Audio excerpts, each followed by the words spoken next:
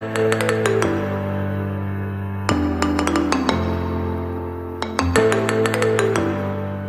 Reflection का आप लोगों का सेकंड लेक्चर और इसमें हम लोग सम्स देखेंगे आज का। तो चलिए सम्स शुरू करते हैं। आज का लोगों का आज का पहला सम्स है, क्वेश्चन है ये देखिए, a point P is reflected in the origin, the coordinate of its image are 2, -5, find the coordinate of P। यानी क्वेश्चन में क्या बोला जा रहा है कि एक पॉइंट P है जो रिफ्लेक्ट हुआ है ओरिजिन पे और उसका कोऑर्डिनेट इमेज, उसका कोऑर्डिनेट जो है इमेज का कोऑर्डिनेट वो कितना है 2, -5।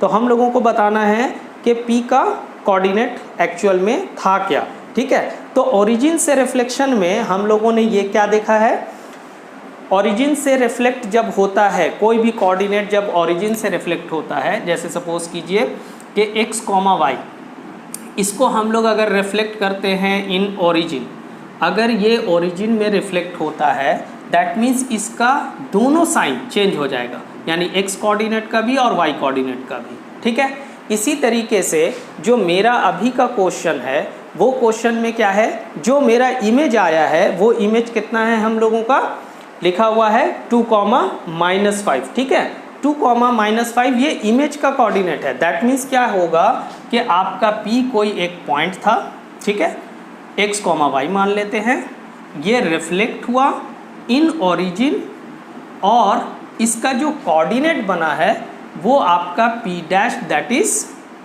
2, -5। ये 2, -5 आया। तो ओरिजिन में जब दोनों का साइन चेंज होता है तो यहाँ पे आप देख सकते हैं कि जो इमेज है उसमें x कोऑर्डिनेट का साइन पॉजिटिव है। दैट मीन्स इससे पहले वो कितना होगा, नेगेटिव होगा, और y कोऑर्डिनेट का साइन दिख रहा है इमेज में -5, इसका मतलब इससे पहले वो क्या होगा, पॉजिटिव होगा। इसलिए जो हम लोगों का रिक्वायर्ड कोऑर्डिनेट होगा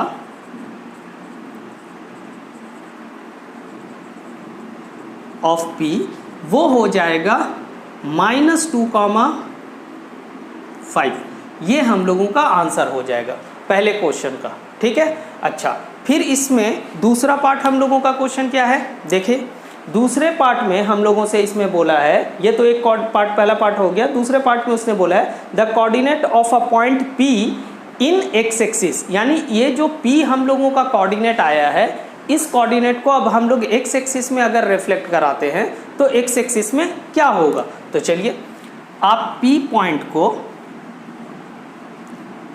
रिफ्लेक्ट इन x एक्सिस, इसको x एक्सिस में जब हम रिफ्लेक्ट करेंगे तो ये हम लोगों का, इसको P डैश डबल डैश ले लेते हैं, तो x कोऑर्डिनेट का साइन चेंज नहीं होता है और y कोऑर्डिनेट का साइन चेंज हो जाता है। ये मेरा आंसर हो जाएगा नेक्स्ट वाला। ठीक है, ये पहला क्वेश्चन हम लोगों का था। चलिए नेक्स्ट में देखते हैं, अगला क्वेश्चन हम लोगों का है the point P 2, 3 is reflected in the line x is equal to 4 to the point P dash। यानी आपका रिफ्लेक्शन के बाद इसका कोऑर्डिनेट कितना हो जाएगा, रिफ्लेक्शन के बाद इसका कोऑर्डिनेट हो जाएगा हम लोगों का, उसका नाम हो जाएगा P डैश। ठीक है, अच्छा, P डैश हो जाता है और किस लाइन में रिफ्लेक्ट किया है, x is equal to 4 पे। Find the coordinate of the point P dash. अब यहाँ पे ना x एक्सिस बोला है और ना ही y एक्सिस बोला है, लेकिन इसमें बोला गया है कि x is equals to 4 line पे रिफ्लेक्ट कराना है। इस क्वेश्चन को हम लोग कैसे करेंगे, देखिए मैथमेटिकल फॉर्म में अगर हम जाएंगे तो वहाँ से थोड़ा सा लेंदी होता है, इसको शॉर्ट में एक समझ लेते हैं। इसके लिए एक फॉर्मूला हम लोगों का है, जब कभी आपका बोलता है रिफ्लेक्ट हम लोगों को कराना है in line x is equals to a, या फिर रिफ्लेक्ट कराना है हम लोगों को in line y is equals to a, इस तरीके से अगर बोलता है रिफ्लेक्ट कराना है, तो ऐसे केस में हम लोगों का जो रिफ्लेक्शन के बाद का जो फॉर्मूला बनता है वो -x + 2a, y, ये हम लोगों का फॉर्मूला होगा।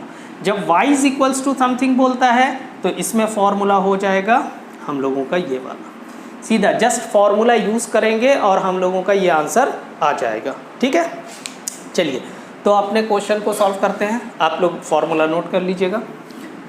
तो हम लोगों का जो क्वेश्चन था उस क्वेश्चन में क्या लिखा हुआ था, उसने कहा था, जो दिख सकता है P2,3, ये हम लोगों का रिफ्लेक्ट हो रहा है किसमें, इन the line, reflect in line x = 4, x = 4 line पे ये रिफ्लेक्ट हो रहा है। तो इसके लिए हम लोगों का जो फॉर्मूला होगा वो फॉर्मूला हम लोगों ने अभी देखा, तो इसका दे दीजिए P' -x + 2a, y। Just ये फॉर्मूला हम लोग यूज़ करेंगे और इस फॉर्मूले पे आपका इससे सम सॉल्व हो जाएगा। ठीक है, चलिए देखें। तो सबसे पहले हम लोगों को क्या करना है, P' अपनी जगह पे, x का वैल्यू क्या होगा आपका 2, दैट इज़ -2 + 2 × a का वैल्यू क्या है, जो हम लोगों ने फॉर्मूला देखा था उसमें हम लोगों का फॉर्मूला a की जगह पे क्या होगा, जस्ट x = 4, यानी कि 4 हम लोगों को पुट करना है। चलिए फुट। अगला y का वैल्यू 3, P' ये कितना होगा, 4 × 2 = 8, 8 - 2 दैट इज 6, 6,3। ये आपका आंसर हो जाएगा। तो इस तरह का क्वेश्चन अगर देता है, अगर x = समथिंग दिया हुआ है, y = समथिंग दिया हुआ है, तो ऐसे केस में हम लोग करेंगे क्या, जस्ट फॉर्मूला यूज़ करेंगे और फॉर्मूला यूज़ करके इस सम्स को बनाया जा सकता है। ठीक है, अगले क्वेश्चन पे आते हैं। अगला क्वेश्चन हम लोगों का है, the point P2,4 on reflection in the line y = 1 is mapped on to P'। तो ये आप लोग खुद से करेंगे, फॉर्मूला ऑलरेडी दिया हुआ है। क्वेश्चन पे आते हैं। अगले क्वेश्चन में क्या है, बोल रहा है कि write down the coordinate of the image of the point P of the point 3, -2 when reflected in the x axis, जब ये रिफ्लेक्ट होता है x एक्सिस में, पहला question.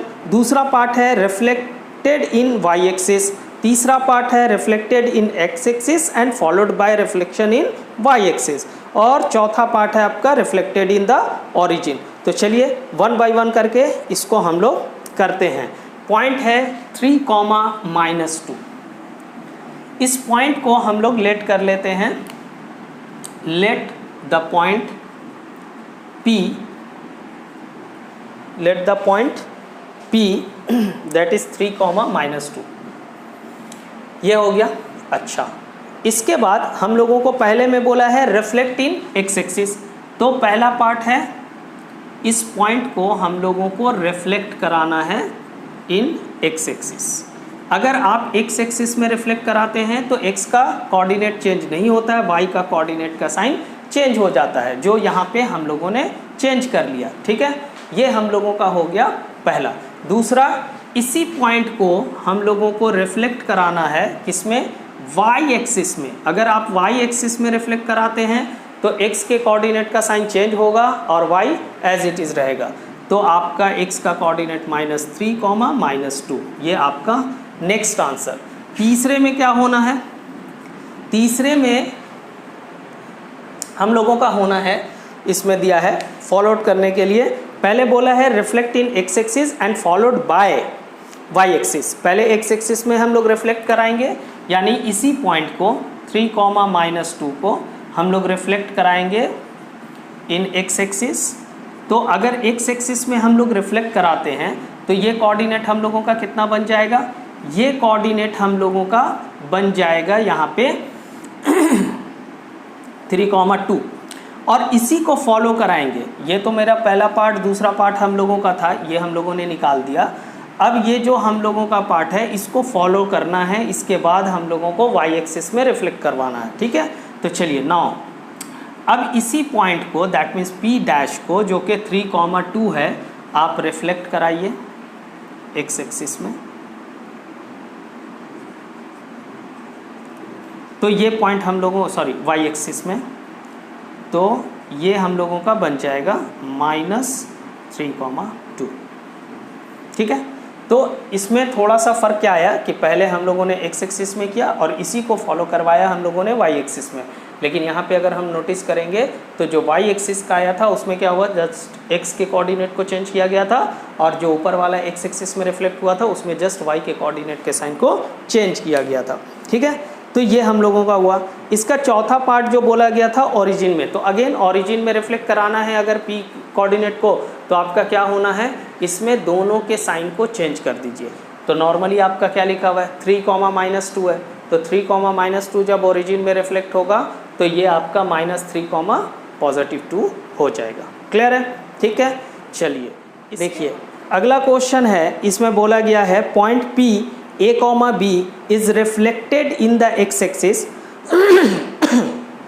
sorry, point P A, B is reflected in x-axis to P dash 5,-2। That means P जो coordinate था वो reflect हुआ, ठीक है, आप देख रहे हैं रिफ्लेक्ट हुआ, और रिफ्लेक्ट होने के बाद उसका कोऑर्डिनेट कितना आया 5,-2, लेकिन स्टार्टिंग में P का कोऑर्डिनेट A और B के फॉर्म में लिखा हुआ था। ठीक है, तो हमको वैल्यू बताना है कि A और B का वैल्यू क्या होगा, और फिर बोल रहा है इस क्वेश्चन में कि P double dash is the image of P when reflected in y axis, और P डबल डैश जो है ये इमेज है P का जब हम लोगों ने इसको रिफ्लेक्ट कराया है किसमें, y एक्सिस में। ठीक है, तो चलिए इसको स्टार्ट करते बनाना 1 बाई 1 करके।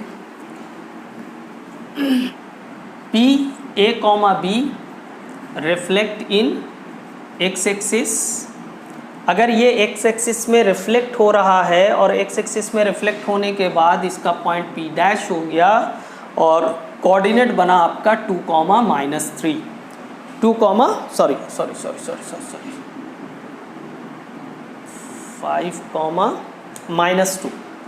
5,-2, ये आपका कोऑर्डिनेट बना।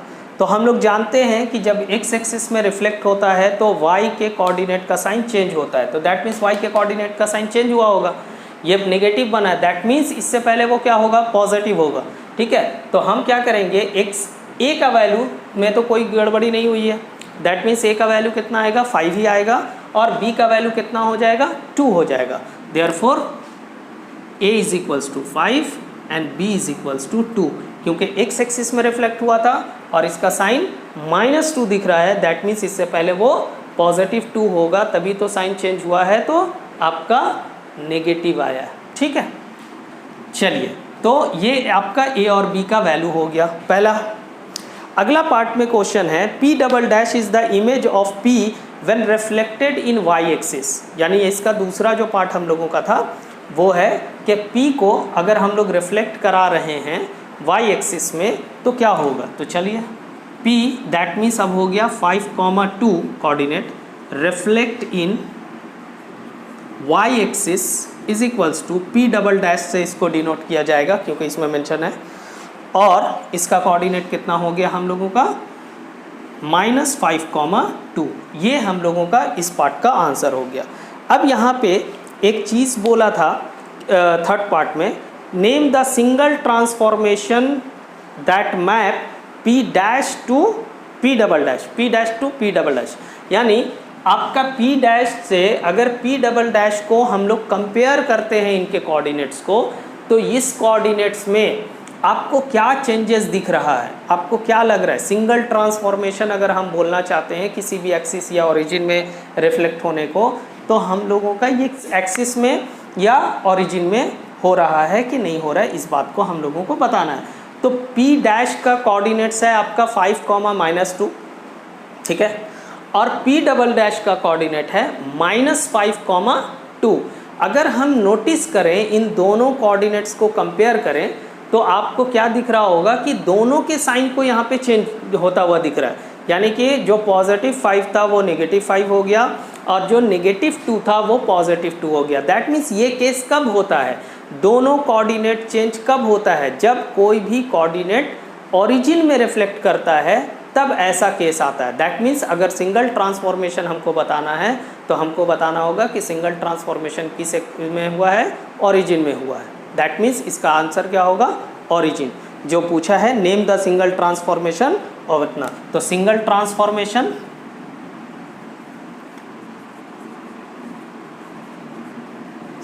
ट्रांसफॉर्मेशन जो हम लोगों का है is origin.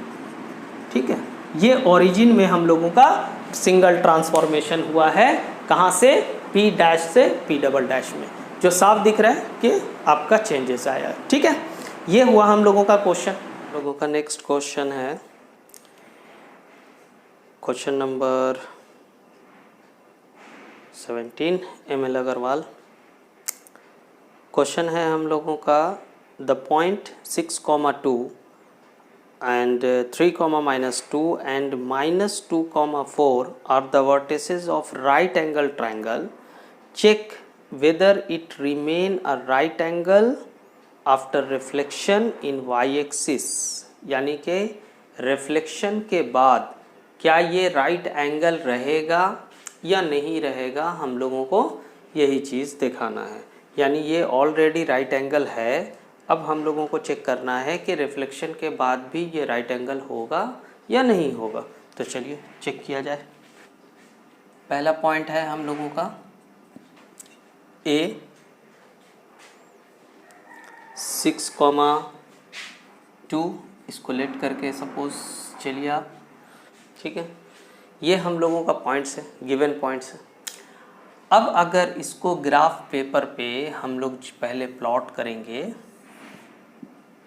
Positive negative direction of X axis, positive origin, positive direction of X axis, negative direction of axis, positive direction of Y axis and negative direction of Y axis. अब इस point को plot करते हैं। 6,2, suppose 6 यहाँ आया, 2 यहाँ आ जाएगा, 6,2 ये पॉइंट होगा। इसी तरीके से 3,-1, 3 ये हम लोगों का पॉइंट्स है। अगर हम लोग इसको ज्वाइंट करके देखें तो ये राइट एंगल दिखेगा।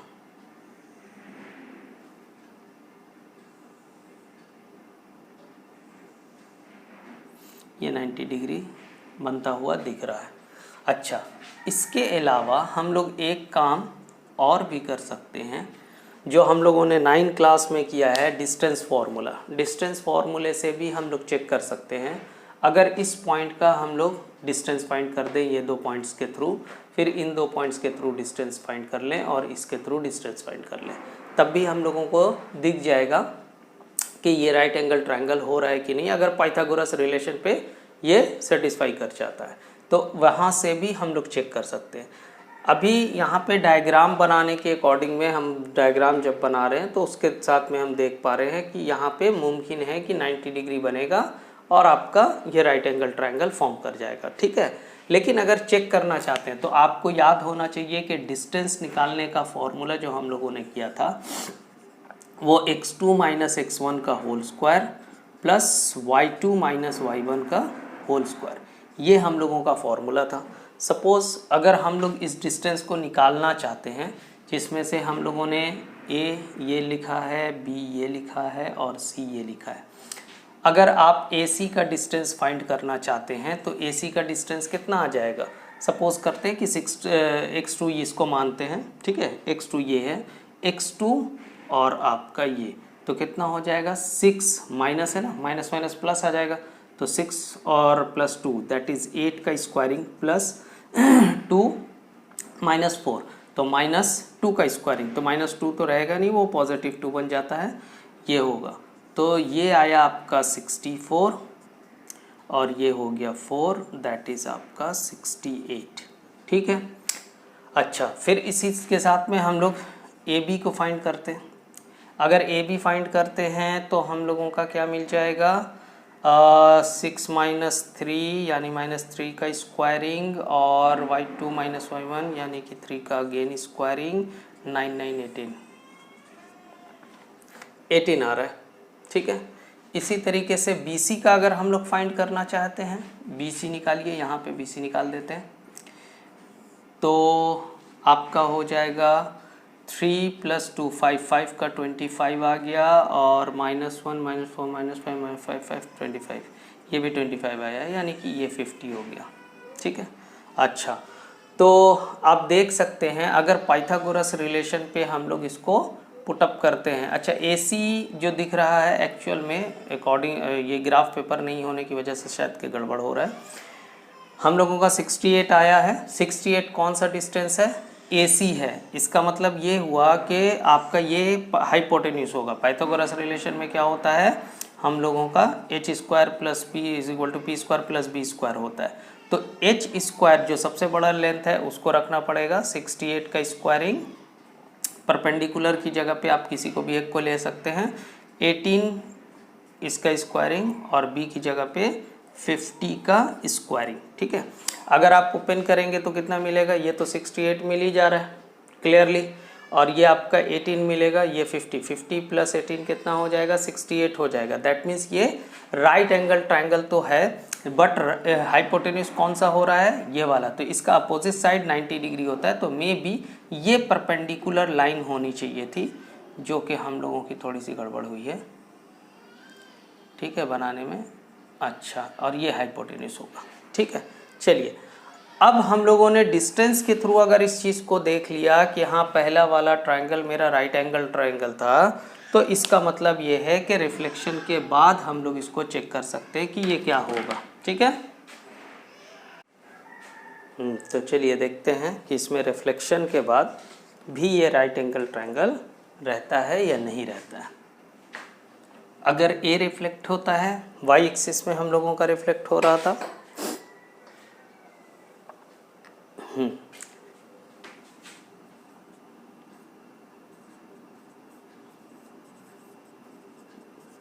वाई एक्सिस में अगर ये रिफ्लेक्ट होता है तो ये कोऑर्डिनेट हम लोगों का -6,2 बन जाएगा। इसी तरीके से आपका बी पॉइंट क्या बनेगा, 3,-1 है, ये भी सेम एक्सिस में रिफ्लेक्ट हो रहा है ना, तो ये हम लोगों का बन जाएगा -3,-1। अच्छा, फिर उसके बाद सी -2,4, 2,4, ठीक है। अब ये जो है हम लोग अगर इसको देखते हैं तो इससे भी आप जब डिस्टेंस निकालेंगे तो डिस्टेंस हम लोगों का सेम ही आने वाला है, यानी कि ये भी शो करेगा कि राइट एंगल ट्रायंगल ही है, ठीक है। फिर भी इसको हम लोग चेक कर लेते हैं वही डिस्टेंस फार्मूला यूज़ करके। तो ए बी का अगर हम लोग डिस्टेंस निकालते हैं, सॉरी ए डैश बी डैश का निकालते हैं, ए डैश बी डैश है ना, तो कितना आ जाएगा, -6 और ये प्लस हो जाएगा मान लीजिए, है ना, -3 का स्क्वायरिंग 9 प्लस और 2 -3 का स्क्वायरिंग कितना हो जाएगा, ये भी 9 हो जाएगा, ठीक है। तो ये हम लोगों का 18 आ गया। आप कंपेयर कर सकते हैं पहले वाले से, ठीक है, वो वाला भी इसी तरीके से दिखेगा। अच्छा, B dash C dash, B dash C dash का अगर हम लोग निकालना चाहते हैं तो ये 2 है, ये 1 मान करके चलते हैं, तो ये आपका -5 यानी 5 का स्क्वायरिंग 25 आ जाएगा, ये भी 25 आ जाएगा, यानी कि ये आपका 50 आ गया, ठीक है। इसी तरीके से ए सी बचा, ए डैश सी डैश, तो ए का कोऑर्डिनेट ये है, सी का कोऑर्डिनेट हम लोगों का ये है, तो दोनों को माइनस करेंगे तो आपका 8 आ गया। 8 का स्क्वायरिंग 64 और यहाँ से हो जाएगा 2 और -2 का स्क्वायरिंग 4, दैट इज़ आपका √68। तो यानी यहाँ पे जो हम लोगों का आ रहा है वो सेम एज पहले वाले के आ रहा है, ठीक है। तो इसका मतलब ये होगा कि ये भी हम लोगों का क्या हुआ, राइट एंगल ट्रायंगल मैच कर रहा है, राइट एंगल ट्रायंगल होगा, ठीक है। तो इसका मतलब क्या है कि अगर ये क्वेश्चन में क्या समझ में आया कि अगर एक राइट एंगल ट्रायंगल है और वो किसी भी एक्सिस में रिफ्लेक्ट हो रहा है तो रिफ्लेक्शन के बाद भी वो राइट एंगल ट्रायंगल ही रहेगा, ठीक है। ये चीज़ समझ में आ गया।